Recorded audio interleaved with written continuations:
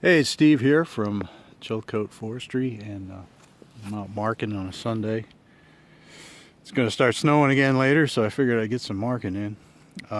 Just wanted to point out something. This whole area here has been high graded, and as you look around you can see there's zero timber value except for a couple of walnuts that got left here for some reason. And what I want to point out is this Stiltgrass that's in here. A lot of times loggers will bring this stuff in. The seed sticks to their equipment. As soon as they come in and log, it's planted, and then 3 years later it takes over the whole area. So you get no regeneration at all.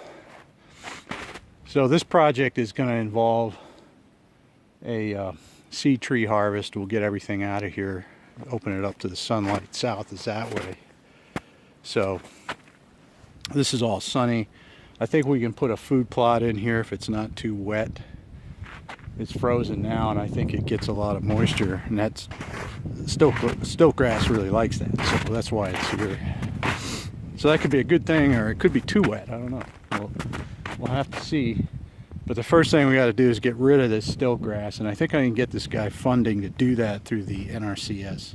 So we're going to get a project going here and spray this whole area, get rid of the Stiltgrass. It'll probably take about 3 years of spraying. Once that's done, things will start to grow. We may be able to put a food plot in. We may put a new road in, and he's going to build a house up on top of the ridge there. So it's possible that we can get a perk test down in here and put his sand mound there and plant that.